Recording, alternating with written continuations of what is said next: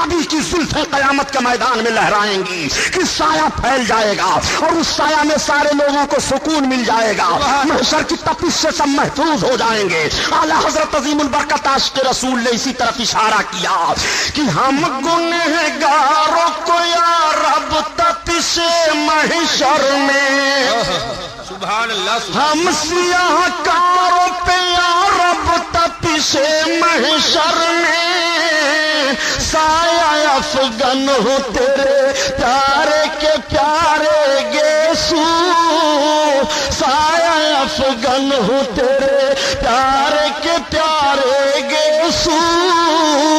آقا کریم صلی اللہ علیہ وسلم رب کی بارگاہ میں عرض کریں کہ میرے مولا جلد حساب و کتاب لے لے، میزان قائم کر دیا گیا، اب سب لوگ لائے جا رہے ہیں، میزان ہو رہا ہے، میزان پر چڑھایا جا رہا ہے۔ اب آپ ذرا غور کرو میزان پر کیوں آپ کو چڑھایا جائے گا؟ آپ کی نیکیاں اور برائیاں میزان عمل پر تولی جائیں گی۔ آپ اس فکر میں ہو پیارے کہ ہم چاہیں جو کرتے چلے جائیں، رب تعالیٰ نہیں دیکھ رہا ہے۔ خدا کی قسم تمہارے دلوں کے راز کو رب جان رہا ہے، اور تمہارے ہی لیے تمہارے دونوں کندھے پر دو فرشتے متعین کیے گئے ہیں جو تمہاری نیکیاں اور برائیاں لکھ رہے ہیں۔ قیامت کے میدان میں تمہاری نیکیاں تولی جا رہی ہیں، اچھائی تولی جا رہی ہے، اور برائیوں کو وزن کیا جا رہا ہے۔ وہاں کا ترازو کا حال یہ ہوگا کہ نیکی کا پلہ اوپر جائے گا، برائی کا نیچے آئے گا۔ مجرموں کو چڑھایا جا رہا ہے، کچھ تو ایسے ٹھہریں گے جن کو نیکیاں ہی نیکیاں ہیں، مگر کچھ ایسے بھی سیاہ کار ہوں گے، کچھ ایسے بھی ہم جیسے ناکارہ ہوں گے۔ جب میزان عمل پر چڑھایا جائے گا تو صرف برائیاں ہی برائیاں ہیں، نیکیوں کا پتہ ہی نہیں۔ اب وہ گنہگار چیخ پڑے گا اور رونے لگے گا، نگاہیں اس کی جھک جائیں گی شرم و ندامت سے۔ یا رسول اللہ اب خبر لو، یا حبیب اللہ اب ہمیں جہنم سے بچاؤ، یا رسول اللہ ہمارا جرم ہمارے سامنے ہے، میرے آقا کون آپ کے سوا ہے جو مدد کرے گا؟ اعلیٰ حضرت کے بھائی استاد زمن علامہ حسن رحمت اللہ تعالی علیہ فرماتے ہیں کہ قیامت کے میدان کا حال یہ ہوگا کہ کوئی نبی کو میزان پر پکار رہا ہے، کوئی حوض کوثر کے پاس پکار رہا ہے، کوئی پل صراط کے قریب پکار رہا ہے، اور آقا کا کریمانہ حال ہوگا کہ سب کی مدد فرما رہے ہیں۔ جب سرکار کو آواز دی جائے گی تو اس کا نقشہ استاد زمن نے اس حیثیت سے کھینچا ہے کہ کسی طرف سے صدا آئے گی حضور آؤ، نہیں تو دم میں غریبوں کا فیصلہ ہوگا۔ امر آقا صلی اللہ علیہ وسلم جلوہ افروز ہوں گے، ارشاد فرمائیں گے اللہ کے فرشتوں کیا بات ہے یا رسول اللہ، یہ آپ کا امتی ہے، ابھی ابھی اس کا میزان کیا گیا مگر اس کے پاس اتنی نیکیاں نہیں ہیں کہ یہ جنت میں جا سکے۔ یا رسول اللہ اب اس کے لیے حکم ہونے والا ہے، جہنم کی طرف اس کو لے جایا جائے گا۔ میرے آقا ارشاد فرما رہے ہیں ٹھہرو، اب اس کا میزان پھر سے کیا جائے گا۔ میں عرض کرنا چاہتا ہوں کہ ربی کونین صلی اللہ تعالی علیہ وسلم ہی کو رب نے یہ اختیار دیا ہے کہ میزان کیا گیا، لیکن میرے آقا پھر سے میزان کروا رہے ہیں۔ ان فرشتوں کو بھی معلوم ہے کہ یہ محبوب کا حکم ہے، رب کے چہیتے کا حکم ہے، یہ حقیقت میں رب ہی کا حکم ہے، بخشش کا بہانہ ذرا ملاحظہ کرو۔ پھر سے میزان کیا جا رہا ہے، فرشتوں کے اندر یہ مجال نہیں ہے کہ محبوب سے یہ کہہ دیں یا رسول اللہ ابھی ابھی تو اس کا میزان کیا گیا، ابھی ابھی تو اس کی نیکیاں اور برائیاں تولی گئی ہیں پھر آپ کے وزن کروا رہے ہیں۔ نہیں، محبوب کا حکم ہو گیا ہے، انہیں معلوم ہے کہ بزم محشر کو رب تعالیٰ نے محبوب کی اظہار عظمت ہی کے لیے سجایا ہے، ورنہ رب کو تو معلوم ہے کہ رب کے کتنے بتنے بندے جنتی ہیں، کتنے دوزخی ہیں، وہ دوزخیوں کو دوزخ میں ڈال دے، جنتیوں کو جنت میں ڈال دے، لیکن نہیں، میزان پھر سے کیا جا رہا ہے۔ اور میرے آقا تشریف فرما ہے، نگاہ نبوت میزان پر لگی ہوئی ہے، اب دیکھ رہے ہیں فرشتے کہ وہی جس مجرم کا جرم تولا گیا تھا تو جرم ہی جرم تھا، اب وزن کیا جا رہا ہے تو نیکیاں ہی نیکیاں پائی جا رہی ہیں۔ فرشتے حیران ہو جاتے ہیں، یا رسول اللہ ابھی معاملہ کیا ہوا؟ آقا ارشاد فرماتے ہیں کہ یہ محبت سے مجھ پر درود پڑھا کرتا تھا، اس درود کو میں نے اس کے نام عمل میں ڈال دیا، اللہ نے اس درود کی برکت سے اس کے سارے برائیوں کو نیکیوں میں بدل دیا، تب تک ندا آئے گی رب کی جانب سے، اے میرے فرشتوں یہ میری رحمت کو گوارا نہیں ہے کہ میرا محبوب جس کو وزن کرا رہا ہو اس بندے کو بھی میں جہنم میں ڈالوں، یہ میری رحمت کو گوارا نہیں ہے، اس لیے میرا محبوب میزان پر قیام فرما ہے، محبوب کے قیام کی برکت سے اس کی سارے جرموں کو معاف کر دیا گیا، ان سارے جرموں کو نیکیوں میں بدل بدل دیا گیا. اللہ اللہ. اب کوئی پکار رہا ہے یا رسول اللہ ہماری خبر لیجئے. اے میرے سرکار آقا کریم صلی اللہ تعالی علیہ وسلم کو ایک دوسرا مجرم پکارے گا. مجرم کا نام عمل اس کے سامنے رکھا گیا ہے, سارا دفتر سامنے ہے. یہ تیرے کالے کرتوت ہیں جو تو یہ سمجھ رہا تھا کہ میرے کام کو کوئی نہیں دیکھ رہا ہے. یہ سارے تیرے کالے کرتوت ہیں, تیری نگاہوں کے سامنے ہیں. رب تعالیٰ قرآن میں بیان فرماتا ہے وَمَن يَعْمَلْ مِثْقَالَ ذَرَّةٍ خَيْرًا يَرَهُ وَمَن يَعْمَلْ مِثْقَالَ ذَرَّةٍ شَرًّا يَرَهُ. تم ذرہ برابر نیکی کرو گے وہ بھی قیامت میں دیکھ رہے ہو, اور جو تم ذرہ برابر گناہ کرو گے وہ بھی قیامت میں دیکھو گے. اے مسلمانوں تمہارے ذرے ذرے نیکیوں کا علم رب کو ہے, قیامت میں دکھایا جائے گا, اور تمہارا سارا گناہ تمہارے سامنے کھول کر رکھ دیا جائے گا. جب گناہ کا دفتر کھلے گا تو بندہ ندامت سے اپنی نگاہوں کو جھکا کر کے رونا شروع کرے گا. یا رسول اللہ اب کون ہے جو ہمیں رسوائی سے بچائے؟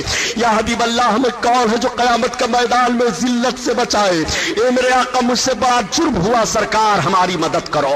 آقا کی بارگاہ میں فریاد پیش کرے گا. میرے آقا جلوہ افروز ہیں, کیا بات ہے فرشتو؟ یا رسول اللہ یہ آپ کا امتی ہے, اتنا بڑا مجرم ہے, اس کے سارے کرتوت ہیں. سرکار ملاحظہ فرما لیجئے آپ اس کے نام عمل کو.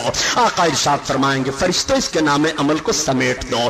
جیسے میرے سرکار فرمائیں گے عمل نامہ بند کر دیں گے فرشتے. اعلیٰ حضرت عظیم البرکت اسی طرف اشارہ فرماتے ہیں کہ اس دی ہے خدا نے دامن محبوب کو. آپ دیکھ رہے ہیں شفیق اللہ سوشل میڈیا کی اسلامی آواز. نئے نئے نام منحبت تقریر پوسٹ کرنے کے لیے شفیق اللہ سوشل میڈیا کو سبسکرائب کریں, بیل آئیکن کو دبانا نہ بھولیں. آقا چھپاتے جائیں گے. یہ کس کی عظمت ہے؟ اس نبی کی سیرت سن رہے ہو جس کا وقار رب کی بارگاہ میں یہ ہے. ذرا ان سے بھی نبی کی سیرت سن لو جو کتابوں میں لکھ گئے کہ نبی کو دیوار کے پیچھے کا علم نہیں ہے. معاذ اللہ. یہ نجد کی حرام خور اولادیں ہندوستان میں نحوست پھیلا رہی ہیں. نہ تم صدمے ہمیں دیتے, نہ فریاد ہم کرتے, نہ کھلتے راز سربستہ, نہ رسوائیاں ہوتی.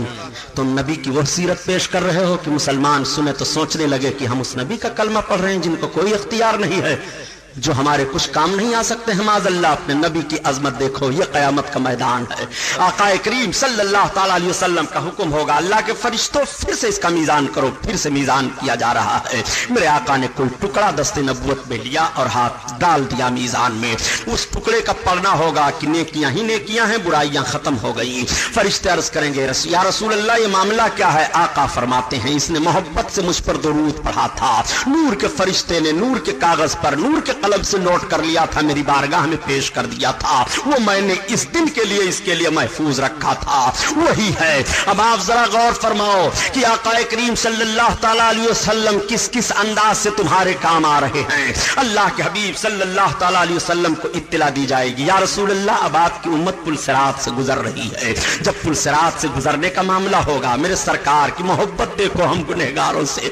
میرے آقا تیز رفتار چل کر کے پل صراط کے کنارے پہنچیں گے اور آقا کے آنکھوں سے آنسو جاری ہے. رب کی بارگاہ میں عرض کر رہے ہیں رب سلم رب سلم, میرے پروردگار سلامتی عطا فرما, مولا سلامتی عطا فرما, میری امت گزر رہی ہے.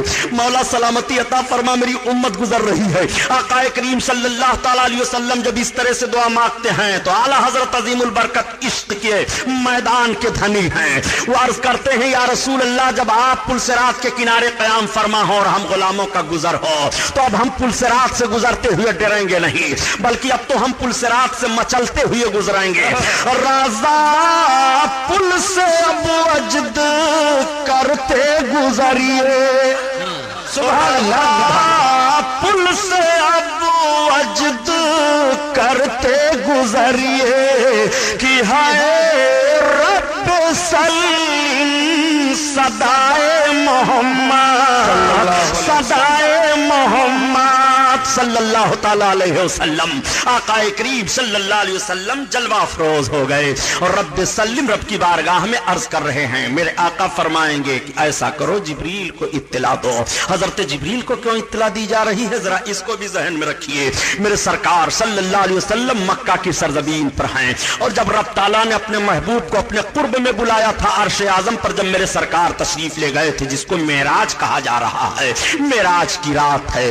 آقا کریم صلی صلی اللہ علیہ وسلم حرم شریف کے سامنے حضرت ام ہانی کا مکان ہے، ان کے مکان میں میرے آقا جلوہ افروز ہیں، رات کا سناٹا ہے، حضرت جبریل علیہ السلام 70,000 فرشتوں کی جماعت لے کر کے حاضر ہوتے ہیں، اور حضرت ام ہانی کا دروازہ کھلا یا چھت پھٹی، حضرت فاطمہ رضی اللہ تعالی عنہا فرماتی ہیں کہ میں اس وقت دروازہ کے قریب موجود تھی، آقا کریم صلی اللہ علیہ وسلم آرام فرما رہے تھے، کسی نے آواز دی، میں دروازہ کھولنا نہیں چاہتی تھی مگر میرے ابو نے کہا بیٹی دروازہ کھول دو۔ جب میں نے دروازہ کھولی تو میں نے دیکھا کہ کتنے لوگ ہیں جو حاضر ہیں، آقا کریم صلی اللہ تعالی علیہ وسلم کے لیے ایک روایت معراج شریف کی یہ بھی ہے، اور دوسری روایت یہ ہے کہ حضرت جبریل علیہ الصلوۃ والتسلیم تشریف لائے، دروازے پر 70,000 فرشتے ٹھہرے ہیں نبی کا استقبال کرنے کے لیے۔ حضرت جبریل علیہ السلام حضرت ام ہانی کے مکان کی چھت کو پھاڑ دیتے ہیں، اور پھاڑنے کے بعد جب جلوہ افروز ہوئے تو دیکھا کہ محبوب آرام فرما رہے ہیں، میرے آقا آج سو رہے ہیں، ہر رات تو آقا عبادت کر رہے تھے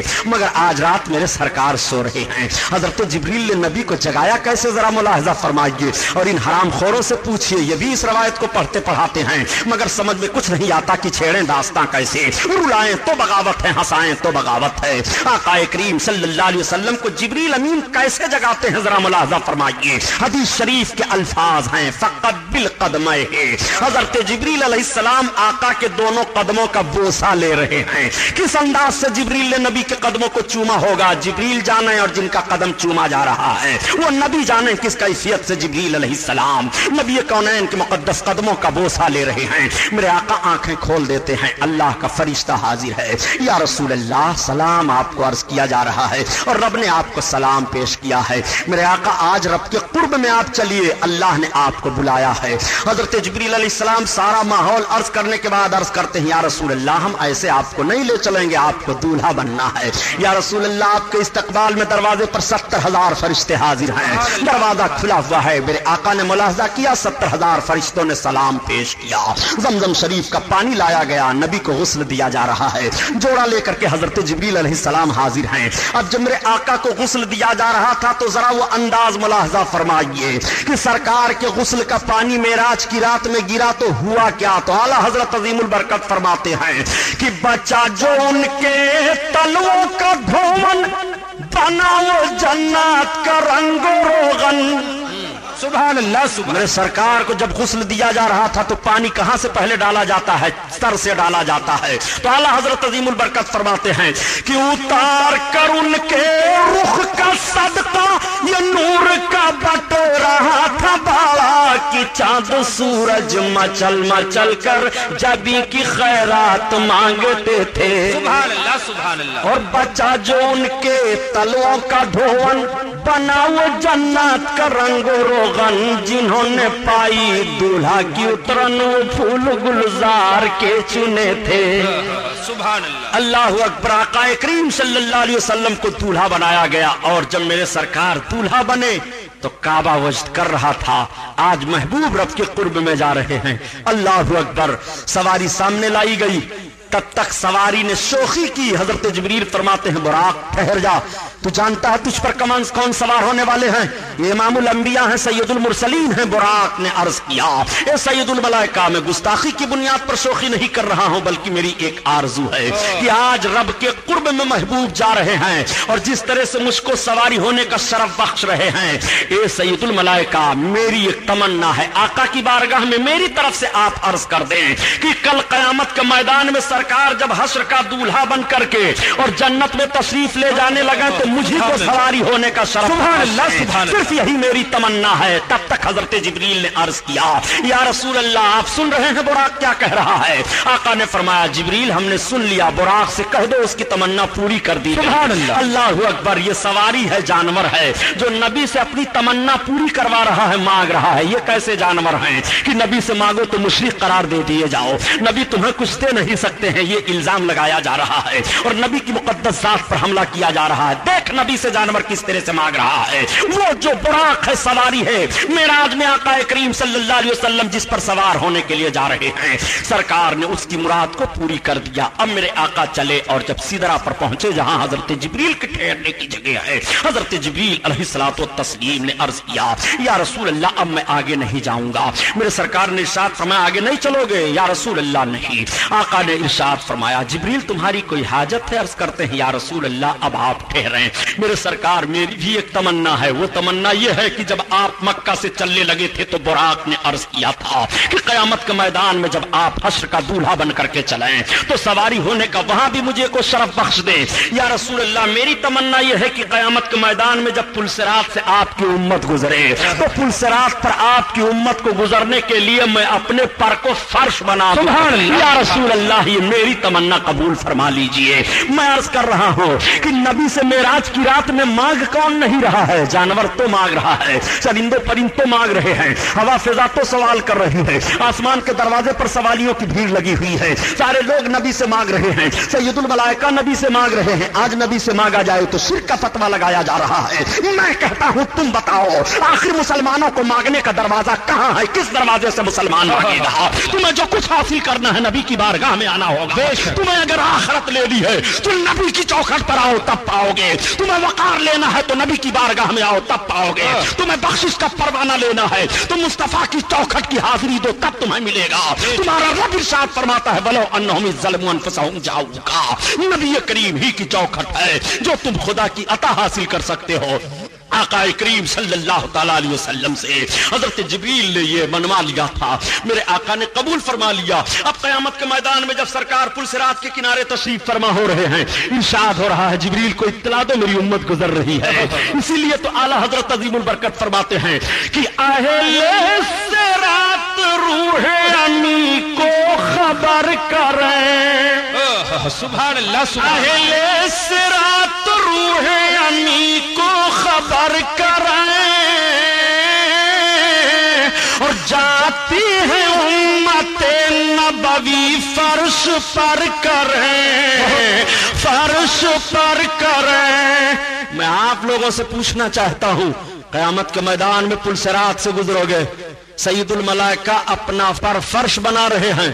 ذرا اپنے قدم کا جائزہ لیجئے اور گناہوں سے توبہ کیجئے. آپ کو کتنا وقار ملا ہے. آقا کے صدقہ میں امت گزر رہی ہے. میرے سرکار کا کریمانہ حال ذرا مراحب الاحضا فرمائیے. قیامت میں اتنی بھیڑ بھاڑ ہے, سارے گنہگار مغفرت مغفرت چلا رہے ہیں, سارے لوگ فریاد کر رہے ہیں. آقا کا یہ کریمانہ حال ہوگا, کیسے کیسے انداز سے لوگ بخشے جائیں گے. میرے سرکار کا دریائے کرم جوش میں آئے گا. آقا ارشاد فرمائیں گے ابو بکر شفاعت کرو, عمر ابن خطاب شفاعت کرو, سبحان اللہ. حضرت عثمان غنی کو حکم ہوگا شفاعت کرو, مولائے کائنات کو حکم ہوگا شفاعت کرو. امام حسن و حسین اسی سرخ حالت میں حاضر ہوں گے. خاتون جنت کو حکم ہوگا نبی کی بیٹی محمد کی لخت جگر خاتون جنت فاطمہ جنت میں جائیں.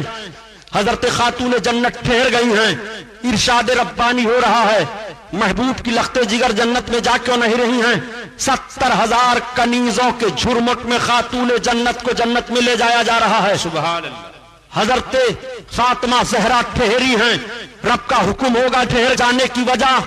عرض کریں گے میرے مولا میں اپنے بچوں کے خون کی سرخی تیری بارگاہ میں مانگ رہی ہوں. حضرت امام حسن و حسین حاضر ہیں, رب تعالیٰ کا حکم ہوگا میرے محبوب کے نواسوں کا مطالبہ کیا ہے؟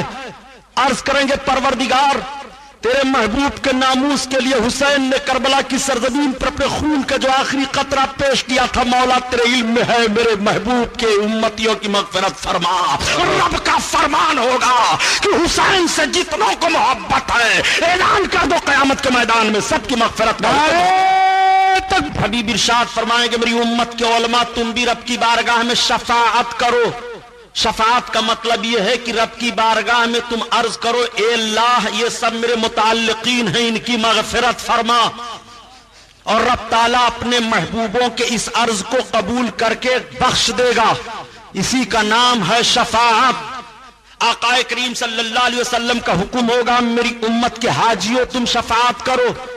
تو جس حاجی کا حج رب نے قبول فرما لیا ہے وہ حاجی اپنے گھر کے 400 افراد کی مغفرت کرائے گا. سبحان اللہ سبحان اللہ. حافظ قرآن کو حکم ہوگا حفاظ تم شفاعت کرو، تو حافظ قرآن کے والدین کا تو حال یہ ہوگا کہ قیامت کے میدان میں حافظ کے والد والدہ کو نور کا تاج عطا ہوگا.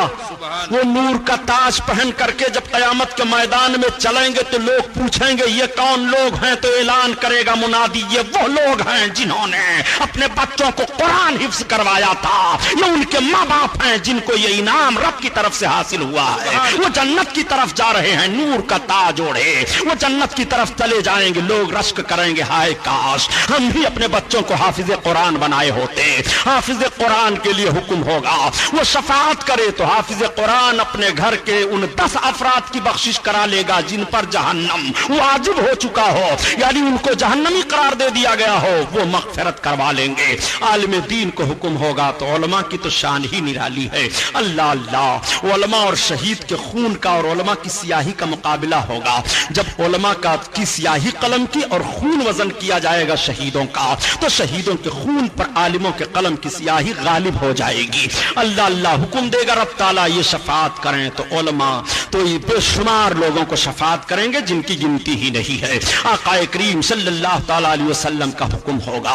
میرے سرکار صلی اللہ علیہ وسلم نے اذن عام فرما دیا، آپ سب شفاعت کر رہے ہیں.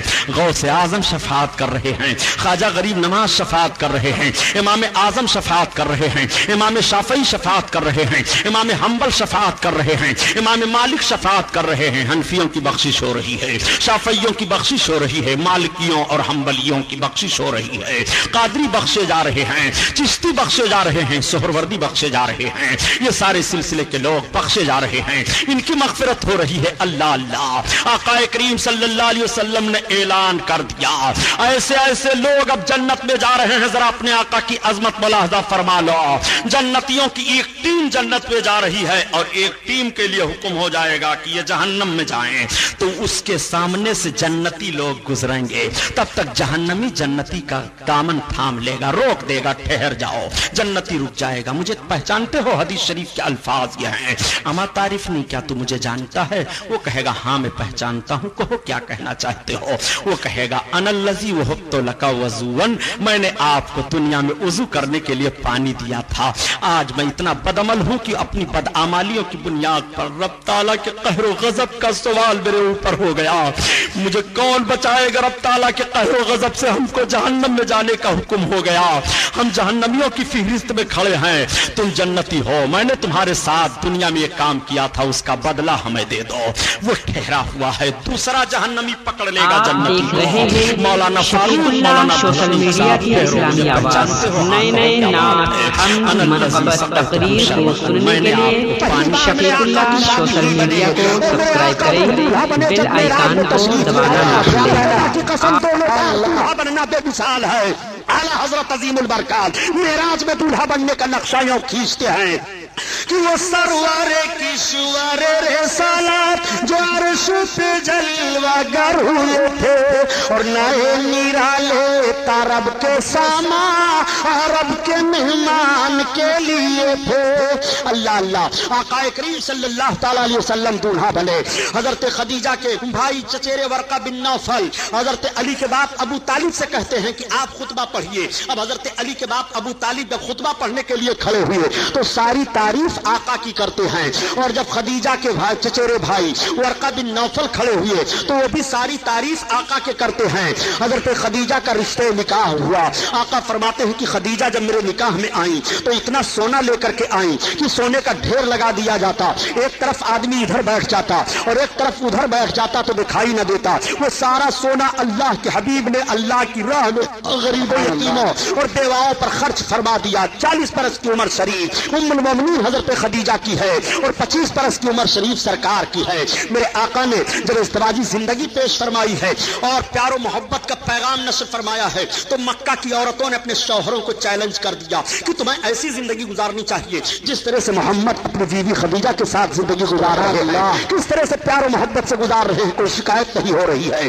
آقا کریم صلی اللہ علیہ وسلم کی مقدس زندگی آگے بڑھتی چلی جا رہی ہے۔ حضرت خدیجہ سے بچے پیدا ہوئے، حضرت فاطمہ الزہرا حضرت خدیجہ ہی کی بچی ہیں۔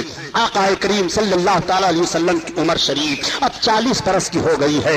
اس عرصہ میں میرے سرکار تجارت کر رہے ہیں، اس عرصہ میں میرے سرکار ایک ازدواجی زندگی پیش فرما رہے ہیں، ایسا خوشگوار ماحول دے رہے ہیں کہ مکہ کے نوجوان اور مکہ کے سارے لوگ دیکھ دیکھ کر کے اپنی زندگی کو اسی نقش قدم پر مرتب کرنا چاہ رہے ہیں۔ آقا کی عمر شریف جب 40 برس کی ہو گئی تو میرے سرکار کو عبادت کا ذوق بڑھا ہوا ہے۔ سرکار عبادت فرمانے کے لیے غار حرا میں پہاڑی میں تشریف لے جایا کرتے تھے، جس کو آج کل جبل نور کہا جا رہا ہے۔ سرکار اس پہاڑی پر چڑھ کر کے، اس پہاڑی میں ایک کھوہ ہے، اس کھوہ میں جلوہ افروز ہو کر کے اپنے رب کو یاد کیا کرتے تھے۔ میں جب حج کرنے کے لیے گیا تھا پیارے، میں نے اندازہ لگایا کہ غار حرا اتنی اونچائی پر ہے، اس وقت تو راہ بنا ہوا ہے، ہوٹل بنے ہوئے ہیں، کھانے پینے کی سہولتیں ہو گئی ہیں، مگر آج سے 1400 برس پہلے اس کا ماحول کیا رہا ہوگا، یہ پہاڑی کس طرح سے رہی ہوگی۔ میرے سرکار صلی اللہ تعالیٰ علیہ وسلم اتنی اونچائی پر کیا تشریف لے گئے عبادت فرمانے کے لیے؟ اور بھی مکہ میں تو پہاڑیاں ہیں، لیکن دیکھنے کے بعد صرف اندازہ یہ لگا،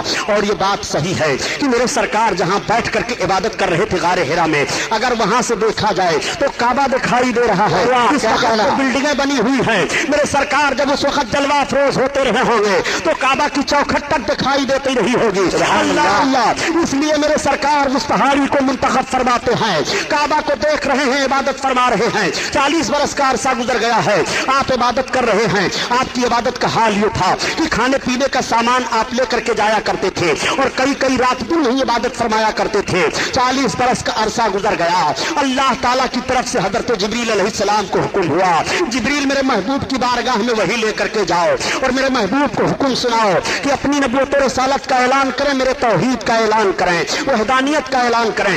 آج کچھ لوگ کہہ دیا کرتے ہیں کہ 40 برس کے بعد محمد کو نبوت ملی ہے۔ میں عرض کرتا ہوں، جملہ سنبھالو، قلم سنبھالو، تاکہ ایمان کا جنازہ نہ نکل لے پائے۔ نبی کو 40 برس کے بعد نبوت نہیں ملتی ہے، بلکہ نبی کو 40 برس کے بعد اعلان نبوت کا حکم ملتا ہے۔ نبوت ملنے کی بات کر رہے ہو تو نبی کی نبوت کب سے ہے پتہ نہیں لگا سکتے ہو۔ نبی کونین سے صحابہ نے عرض کیا تھا، یا رسول اللہ آپ کب سے نبی ہوئے ہیں؟ تو آقا نے ارشاد فرمایا تھا، میں اس وقت سے نبی ہوں جب حضرت آدم علیہ السلام مٹی اور پانی کے درمیان نبوت پتہ لگا نہیں پاؤ گے۔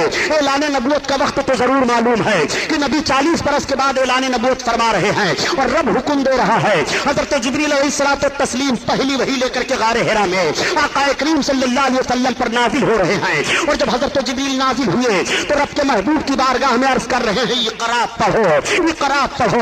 ایک جملہ میں اور عرض کرتا چلو پیارے، اقرا کے لفظ سے پہلی وحی آقا پر نازل ہو رہی ہے۔ یہیں سے پتا چلا کہ امت محمدیہ کے افراد کو پڑھنا چاہیے۔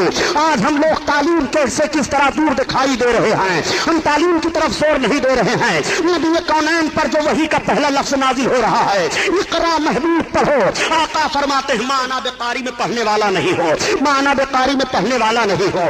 آقا کریم نے جب یہ فرمایا تو حضرت جبریل علیہ السلام نے دبوچا، اللہ کے حبیب صلی اللہ تعالیٰ علیہ وسلم سے پھر عرض کرتے ہیں، اقرا بسم ربک الذی، اپنے رب کے نام سے پڑھیے۔ جیسے رب کا نام لینا تھا سرکار نے پڑھنا شروع کیا۔ اب حضرت جبریل علیہ السلام گئے، اللہ کے حبیب صلی اللہ علیہ وسلم تشریف لائے اور اپنی بیوی حضرت خدیجہ سے فرماتے ہیں، زملونی زملونی، مجھے کمبل اڑاؤ، کمبل اڑاؤ، میرے جسم پر لرزہ طاری ہے، مجھے کچھ خشیت لگ رہی ہے، میں کچھ خوف سا محسوس کر رہا ہوں۔ اتنا سننا تھا کہ حضرت خدیجہ نے کمبل اڑا دیا اور عرض کیا، میرے سرتاج آپ گھبرائیں نہیں، آپ پر کوئی خوف نہیں ہوگا، آپ صلہ رحمی کرتے ہیں، آپ یتیموں کی دیکھ بھال کرتے ہیں، آپ بیواؤں کی خبر گیری کرتے ہیں۔ حضرت خدیجہ نے سرکار کو لیا اور اپنے چچیرے بھائی ورقہ بن نوفل کے پاس پھر گئی اور سارا ماحول بیان کر دیتی ہیں۔ حضرت ورقہ بن نوفل نے کہا، اے کاش میں اس وقت ہوتا جب آپ کی امت آپ کو نکال دے گی اپنے وطن سے، اور یہ جو کیفیت آپ بیان دے رہے ہیں یہ تو وہی نازل ہونے کی کیفیت ہے۔ آقا فرماتے ہیں،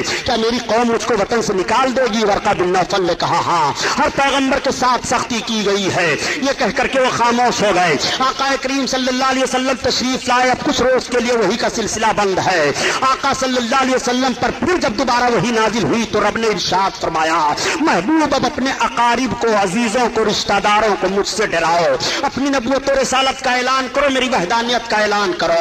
अल्लाह के हबीब सल्लल्लाहु तआला अलैहि वसल्लम ने सारी कौम की दावत ली और दावत लेने के बाद सरकार ने दावत खिला दिया और खिलाने के बाद आका इरशाद फरमाते हैं, मेरी कौम सुनो, मैंने किस लिए तुम्हें बुलाया है। आज मैं तुम्हें बताना चाहता हूँ, क़ुलू ला इलाहा इल्लल्लाह तुफ्लिहू, तुम ला इलाहा इल्लल्लाह पढ़ लो फलाह पा जाओगे। मैं अल्लाह का रसूल हूँ। इस ऐलान का फरमाना था कि सारी कौम के लोग चले जा रहे हैं और कह रहे हैं ये बात समझ में नहीं आ रही है कि मोहम्मद क्या कह रहे हैं, हम इस बात को समझ नहीं पा रहे हैं। मेरे सरकार ने फिर दोबारा दावत ली और दावत लेने के बाद पूरी कौम को दावत पेश की और दावत पेश करने के बाद इरशाद फरमाया, ये कौम क्या तुम्हें मालूम है मैंने किस लिए बुलाया है। कौम ने कहा किस लिए बुलाए हो।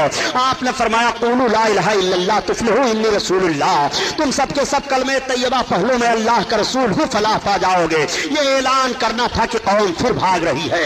अल्लाह के हबीब सल्लल्लाहु तआला अलैहि वसल्लम ऐलान कर रहे हैं मगर कौम नहीं सुन रही है।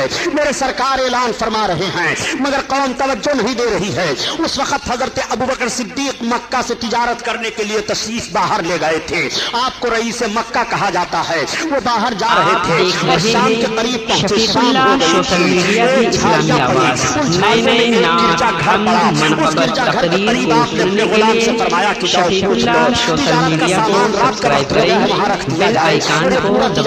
गई आराम कर ले। जब आपका गुलाम जाता है और जाने के बाद राहिब के गुलाम से मिलता है तो राहिब के गुलाम ने कहा, नहीं हम इजाजत नहीं दे सकते हैं, अगर तुम इजाजत लेना चाहते हो तिजारत के सामान को रखने के लिए तो चलो हमारे आका के पास। राहिब के पास खादिम आपका पहुंच जाता है गुलाम और उसने जाकर के बताया। राहिब ने कहा, किस मक्का से तुम आए हो? जो खजूरों के झुरमुट में आबाद है। हाँ हाँ, जो दो पहाड़ियों के दरमियान में है। हाँ, किस मक्का से तुम आए हो?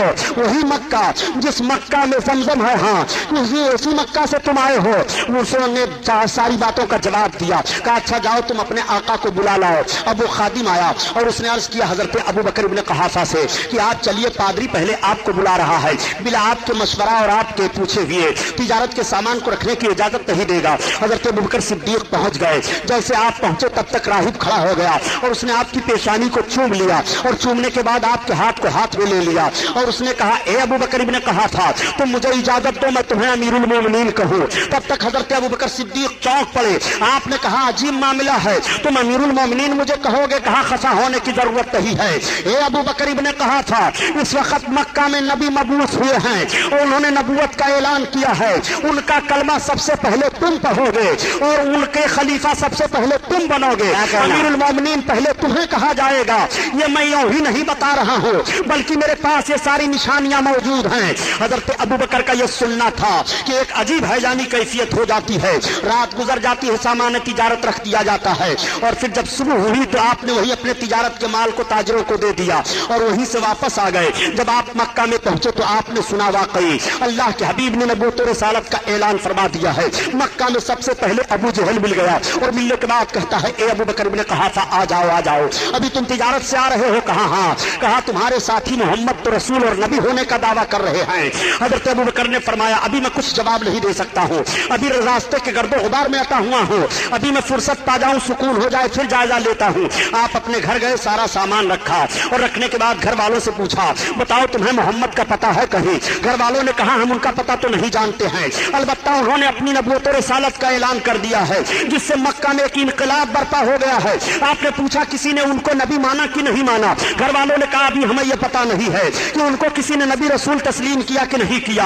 अब आप पता लगाते हुए चले जा रहे हैं। पता चला कि इसी पहाड़ की तरफ आप तशरीफ ले गए हैं। मेरे आका फारान की चोटी पर तशरीफ फरमा है। इधर हजरत अबू बकर सिद्दीक जा रहे हैं। जैसे सरकार पर निगाह पड़ी, आका ने हजरत अबू बकर को देखा, उठ करके खड़े हो गए और आका इरशाद फरमाते हैं, अबू बकर आओ आओ, अहलन व सहलन मरहबा, अहलन व सहलन मरहबा। अब हजरत अबू बकर आगे बढ़ रहे हैं और आका भी चंद कदम आगे बढ़ रहे हैं। मैं अर्ज करना चाहता हूं प्यारे, उम्मती के लिए नबी खड़े हो रहे हैं और देखो, अगर उम्मती के लिए नबी खड़े हो जाए तो कैसी बात है, और नबी की ताज़ीम के लिए उम्मती खड़ा हो जाए तो गुनाह की बात कैसे कर रहे हो? हजरत रसूल कायनात अबू बकर इब्न क़हाफ़ा के लिए खड़े हो रहे हैं और जब آگ کھڑے ہو گئے، سرکار ابو بکر سرکار کے قریب پہنچے تو آقا نے ہاتھ میں ہاتھ لیا، مبارکباد پیش کی۔ فرماتے ہیں ابو بکر ابن قحافہ میں اللہ کا رسول ہوں۔ حضرت ابو بکر صدیق نے صرف اتنا عرض کیا تھا کہ جو نبی اور رسول ہوتا ہے وہ اپنے نبوت و رسالت کی کوئی نشانی پیش کرتا ہے، تب تک میرے آقا ارشاد فرماتے ہیں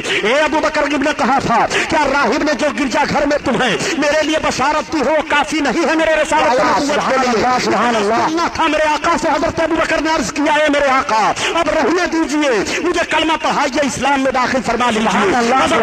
صدیق عظیم شخصیت ہے جو پہلی بار کلمہ پڑھ کر کے پہلے انسان مذہب اسلام میں داخل ہو رہے ہیں۔ سبحان اللہ کرتا چلوں یہ مسلمانوں، واقعہ سنانا مقصد نہیں ہے، بات صرف سمجھا دینا چاہتا ہوں کہ سب سے پہلے حضرت ابو بکر صدیق کے دل میں کلمہ پڑھنے کی تحریک کیسے پیدا ہوئی، علم غیب مصطفیٰ کو جان کر کے ان کے دل میں تحریک پیدا ہوئی کلمہ پڑھنے کی۔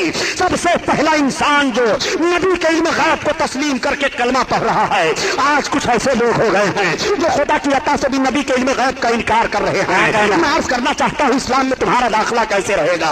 آؤ دیکھو، حضرت ابو بکر صدیق نے سرکار کا کلمہ پڑھا اور کلمہ پڑھ کر کے اسلام میں داخلہ لے لیا۔ مردوں میں سب سے پہلے حضرت ابو بکر صدیق نے کلمہ پڑھا، بچوں میں سب سے پہلے حضرت علی نے کلمہ پڑھا، عورتوں میں سب سے پہلے حضرت خدیجہ نے کلمہ پڑھا، غلاموں میں سب سے پہلے حضرت زید بن حارثہ نے کلمہ پڑھا۔ یہ وہ لوگ ہیں جو سب سے پہلے کلمہ پڑھ کر کے اسلام میں داخلہ لے رہے ہیں۔ اب اسلام پھیلنا شروع ہو جاتا ہے۔ حضرت ابو بکر صدیق رضی اللہ تعالیٰ عنہ اپنے طور پر اسلام کی تبلیغ فرما رہے ہیں اور میرے آقا صلی اللہ علیہ وسلم تبلیغ فرما رہے ہیں۔ سرکار کے خلاف دشمنی ہو رہی ہے، گھر گھر میں اختلاف اٹھ جاتا ہے، باپ بیٹے میں جدائی ہو جاتی ہے، بیوی شوہر میں اختلاف ہو جاتا ہے، مگر میرے سرکار اپنی تحریک کو آگے بڑھاتے چلے جا رہے ہیں۔ مکہ والے بہت تنگ کر رہے ہیں، اتنا تنگ کر رہے ہیں کہ راستہ چلنا دشوار ہو جاتا ہے۔ بازاروں میں ابو لہب ابو جہل یہ شقی القلب مردود لوگ گھوما کرتے تھے اور لوگوں سے کہا کرتے تھے اے لوگوں محمد کی بات نہ سنو، اگر ان کی بات سنو گے تو اپنے دین سے ہٹ جاؤ گے،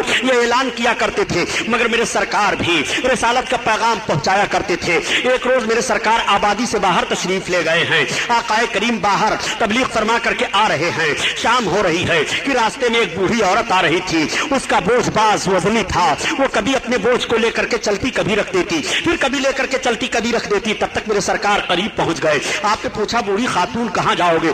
اس نے اپنے منزل کی نشاندہی کر دی، آقا نے اس کے بوجھ کو سنبھال لیا۔ اب سرکار چل رہے ہیں اور وہ بوڑھی عورت چل رہی ہے، میرے آقا آہستہ آہستہ چل رہے ہیں تاکہ بوڑھی عورت کو تکلیف نہ ہونے پائے۔ اس خاتون نے پوچھا اے عرب کے شریف مرد، یہ تو بتاؤ کہ کس قبیلے سے تعلق رکھتے ہو؟ آقا نے فرمایا میرا تعلق قبیلے قریش سے ہے۔ وہ پوچھتی ہے قبیلے قریش میں ایسے ایسے لوگ ہیں، بڑے اچھے ہو، یہ پوچھتے ہوئے وہ چلی جا رہی ہے۔ اس نے کہا اب ٹھہر جائیے۔ جب میرے سرکار ٹھہرے تو کہا رکھ دیجیے، یہی میرا غریب خانہ ہے۔ آقا نے اس کے بوجھ کو رکھا، میرے سرکار چلنے لگے تو اس نے کہا آپ مزدوری لے لیجیے۔ آقا نے فرمایا مجھے مزدوری کی ضرورت نہیں ہے، میں آ رہا تھا تمہاری ضرورت تھی، میں نے تمہاری ضرورت کو حل کر دیا۔ اس نے کہا آپ بڑے اچھے شریف مرد ہو، عرب میں ایسے شریف کم پائے جا رہے ہیں جو دوسروں کی مدد اس طرح سے کر دیا کرتے ہوں اور اجرت نہ لیتے ہوں۔ آپ نے یہ تو بتایا کہ میرا تعلق قبیلے قریش سے ہے، قبیلے قریش میں ایسے شریف لوگ پائے جا رہے ہیں۔ میں نے سنا ہے کہ قبیلے قریش میں محمد ابن عبداللہ پیدا ہوئے ہیں جو نبوت و رسالت کا دعویٰ کر رہے ہیں۔ اے عرب کے شرائع شریف مرد کیا تم ان کو جانتے ہو؟ آقا نے مسکراتے ہوئے فرمایا اے بوڑھی عورت بتاؤ کیا تم انہیں پہچان رہی ہو؟ اس عورت نے کہا میں ان کو پہچان کر کیا کروں گی، میں نے سنا ہے کہ ان کی بولی جو سن لیتا ہے وہ اپنا مذہب چھوڑ دیتا ہے، ان کا دین قبول کر لیا کرتا ہے۔ میں صرف اس لیے تم سے پوچھ رہی ہوں کہ تم بڑے شریف ہو اور نرم دل ہو، ان کے قریب نہ جانا، وہ بھی قبیلے قریش سے تعلق رکھتے ہیں۔ تب تک آقا نے ارشاد فرمایا اے خاتون جس مرد کے تعلق سے تم نے سنا ہے محمد ابن عبداللہ میں ہی ہوں، محمد ابن عبداللہ تم ہی ہو، تو سب سے پہلے مجھے کلمہ پڑھاؤ، اسلام میں داخل کرو۔ اللہ کے حبیب نے کلمہ پڑھایا اور اسلام میں داخل فرما لیا۔ میں عرض کرتا ہوں اے مسلمانوں، یورپ کے محققین نے جب مذہب اسلام کی تبلیغ کا یہ طریقہ دیکھا تو آج بھی کہنے پر مجبور ہیں کہ مذہب اسلام کو جس طرح سے پیغمبر اسلام نے پھیلایا ہے، اگر اخوت و محبت اور رحمدلی کا وہ پیغام پیش کر کے مذہب اسلام کی نشر و اشاعت کی جائے تو آج بھی دنیا کے گوشہ گوشہ میں صرف اور صرف مذہب اسلام ہوگا۔ یہ میرے سرکار اسلام کی تبلیغ فرما رہے ہیں، اسلام بڑھتا چلا جا رہا ہے، اسلام پھیلتا چلا جا رہا ہے، اسلام کی مخالفت کرنے والے بھی بڑھتے اور پھیلتے چلے جا رہے ہیں۔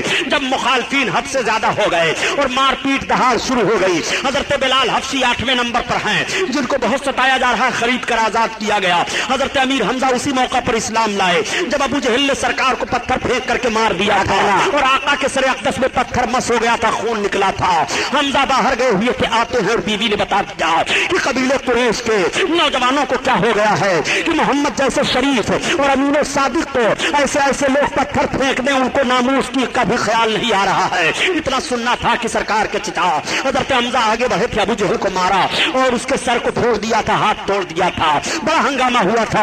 اور اس کے بعد حرم شریف میں گئے، میرے آقا نماز پڑھ رہے تھے، حرم شریف میں جانے کے بعد کہتے ہیں اے میرے بھتیجے خوش ہو جاؤ، میں نے اس مردود سے تمہاری چوٹ کا بدلہ لے لیا ہے۔ آقا فرماتے ہیں چچا جان اس وقت تک میں نہ خوش ہوں گا جب تک آپ کا کفر نہ ٹوٹ جائے۔ آپ نے عرض کیا اے بیٹا مجھے آپ کی خوشی منظور ہے، اگر کلمہ پڑھنے میں خوش ہو رہے ہو تو لو مجھے کلمہ پڑھاؤ، میں کلمہ پڑھ رہا ہوں۔ اسلام میں داخل ہو گئے، اسلام بڑھتا جا رہا ہے۔ 40ویں نمبر پر حضرت عمر فاروق اعظم ہیں، اسلام قبول کر رہے ہیں۔ اس طرح سے اسلام کے فروغ کا سلسلہ آگے پھیلتا چلا جا رہا ہے۔ جب سارے مکہ کے کافر تب پریشان و عاجز ہو گئے تو یہ سب کے سب حضرت علی کے باپ ابو طالب کے پاس گئے اور جا کر کے کہنے لگے اے قریش کے سردار سن لو، آپ کے بھتیجے کی بہت ساری تحریکیں آگے بڑھتی چلی جا رہی ہیں اور وہ ہمارے بتوں کو برا بھلا کہتے چلے جا رہے ہیں، اپنے دین میں لوگوں کو داخل کرتے چلے جا رہے ہیں، آپ ان کو روکیے۔ اگر وہ ہم سے عرب کے کسی حسین و جمیل لڑکی سے شادی کرنے کے لیے مانگ کریں تو ہم تیار ہیں، اگر وہ ہماری سرداری چاہتے ہیں تو ہم سرداری دینے کے لیے تیار ہیں،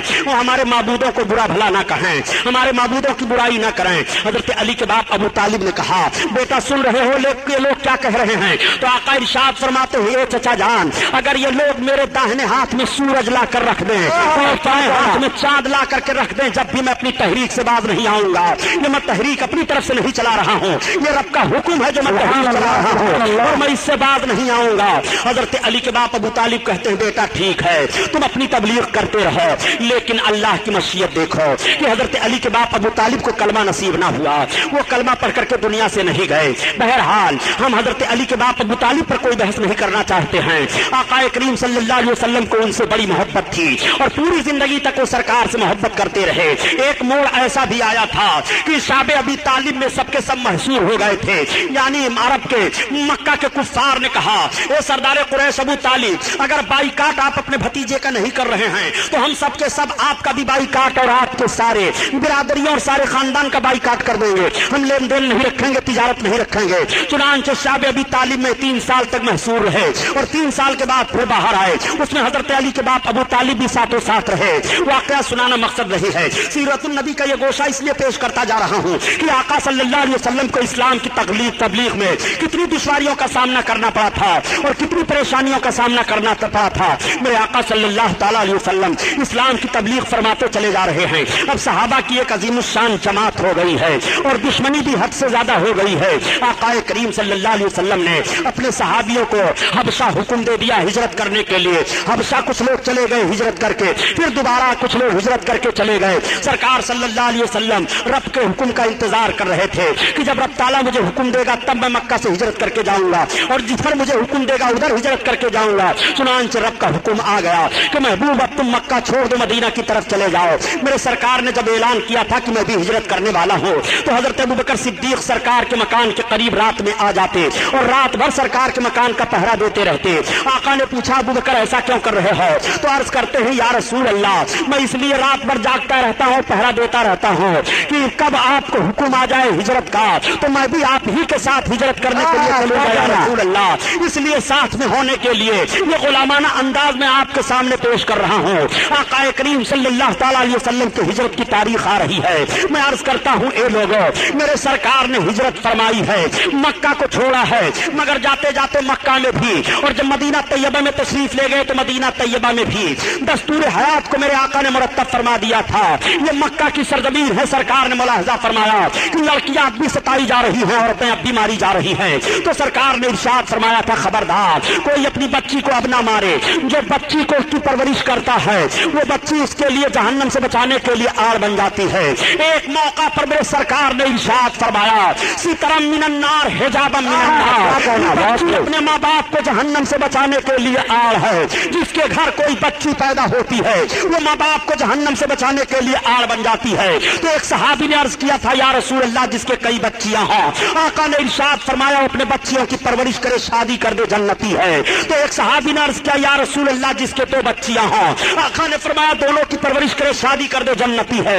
सरकार से अर्ज करते हैं या रसूल अल्लाह जिसके एक बच्ची हो, आका फरमाते हैं एक की परवरिश करे, शादी कर दे, जन्नती है। आका करीम सल्लल्लाहु तआला अलैहि वसल्लम ने इन बच्चियों के लिए रहमो करम का पैगाम नशर फरमाया, तो वही बच्चियां माओ की गोद में मुस्कुरा रही हैं और माओ की गोद में खेल रही हैं। मैं अर्ज करना चाहता हूं प्यारे, जब आपकी गोद में परवरिश पाने वाली बच्ची आपके मग़फ़िरत का वसीला बन सकती है, तो नबी कायनात को नहीं बख्शवा सकते हैं अपने उम्मतियों को, रसूल को नहीं बख्शवा सकते हैं। आका करीम सल्लल्लाहु अलैहि वसल्लम ने बच्चियों को कितना वक़ार अता फरमाया है। आज जब कुछ लोग कह दिया करते हैं कि मज़हब इस्लाम ने तो औरतों को पर्दा की चहार दीवारी में मुक़य्यद कर दिया है और औरतों को मजबूर महज़ बना दिया है, मैं अर्ज करता हूं मज़हब इस्लाम ने सही नजरिया पेश किया है। औरत पर्दा की चहार दीवारी ही में रहने वाली शय है। औरत औरत है, वो छुप करके रखी जाए और छुपा करके रखी जाए। औरतों को पार्कों में घूमने के लिए नहीं पैदा किया गया है, दोष बदोश चलने के लिए नहीं पैदा किया गया है। औरतों को ऑफिसों में बैठ करके तुम्हारे निगाहों की अय्याशी के लिए नहीं बनाया गया है। औरतों को घर की रानी बना दिया गया है। औरत घर के लिए एक अजीम शान दौलत है। औरत अपने बच्चों के तरबियत के लिए है और औरत अपने शहर अपने मकान के जीनत के लिए है। औरत औरत बन करके रहे। मज़हब इस्लाम ने जो नजरिया पेश किया है सही पेश किया है। दुनिया के जितने भी मज़ाहिब हैं सारे नजरियात को औरतों के ताल्लुक से इकट्ठा कर लो और मज़हब इस्लाम के नजरिया को इकट्ठा करके देखो तो मज़हब इस्लाम ने जो वक़ार औरत को दिया है किसी धर्म और किसी मज़हब में वक़ार औरत को नहीं मिला है। ज्यादा से ज्यादा किसी धर्म वाले ने यह कह दिया कि औरत लक्ष्मी है, इसकी पूजा करनी चाहिए, औरत देवी है, इसकी इबादत करनी चाहिए, औरत फलाह है, इसका लिहाज करना चाहिए, औरत अय्याशी का जरिया है, इसकी परवरिश करनी चाहिए, औरत को इस तरह से बनाकर रखना चाहिए। मगर मज़हब इस्लाम से पूछो मज़हब इस्लाम तो कानून कौन सा दे रहा है? तो मज़हब इस्लाम का कानून बोल रहा है कि बानिया इस्लाम का फरमान यह है कि औरत की 3 हैसियत है। जब ये बच्ची है तो अपने माँ बाप के लिए बख्शिश का जरिया है, और जब ये औरत बनी तो शौहर के लिए बख्शिश का जरिया है, और जब ये अम्मा बनी तो औलाद के लिए बख्शिश का जरिया है। इसका मर्तबा दर्जा बदलता जाता है और इसका वक़ार भी बढ़ता चला जा रहा है। मैं अर्ज करना चाहता हूँ प्यारे, वही बच्ची है जब बच्ची की हालत में है तो माँ बाप के लिए बख्शिश का जरिया है, और जब माँ की हालत में बनी तो औलाद के लिए बख्शिश का जरिया है, और जब वो औरत बनी तो शौहर के लिए बख्शिश का जरिया है। नबी कौनैन इरशाद फरमा रहे हैं कि जब शौहर बीवी मुस्कुरा कर मिलते हैं तो अल्लाह ताला उनकी बख्शिश फरमा देता है। कहता हूँ प्यारे, ये वक़ार किसने दिया है, ये अजमत किसने दी है, ये बहार किसने दिया है, ये बुलंदी किसने दी है, ये तुम्हें शौकत किसने दी है, ये दस्तूर हयात किसने दिया है, ये रसूल साबता किसने दिया है? कहना पड़ेगा मोहम्मदुर रसूलुल्लाह सल्लल्लाहु तआला अलैहि वसल्लम। मेरे आका सल्लल्लाहु अलैहि वसल्लम इरशाद फरमाते हैं कि तुम्हारे माओ के कदम के नीचे जन्नत है। यहीं पर मैं अर्ज कर रहा हूँ प्यारे, जब माओ के कदम के नीचे जन्नत है, माँ के कदम का आलम यह है तो जिसके सदके में माएँ बनी हैं, जिसके सदके में सारी कायनात से हुआ है, उस रसूल पाक के कदम पाक का आलम क्या होगा? इस पार का यह आलम है, इस पार का आलम क्या होगा? या अय्युहन्नास इन्नी रसूलुल्लाहि अलैकुम जमीआ, ए महबूब तुम फरमा दो कि मैं तुम सब की तरफ अल्लाह का रसूल बन करके आया हूँ। मेरे आका सारी कायनात के लिए रसूल हैं और आका की मुक़द्दस जिंदगी सारी कायनात के इंसानों के लिए नमूने अमल है। और मैंने यहाँ तक बयान किया कि आका सल्लल्लाहु तआला अलैहि वसल्लम मक्का शरीफ से हिजरत की तैयारी फरमा रहे हैं और रब के हुक्म का इंतजार हो रहा है। इंशाअल्लाह फिर आना हुआ इस इलाके में, तो यहीं से उन्वान को याद दिला दीजिएगा।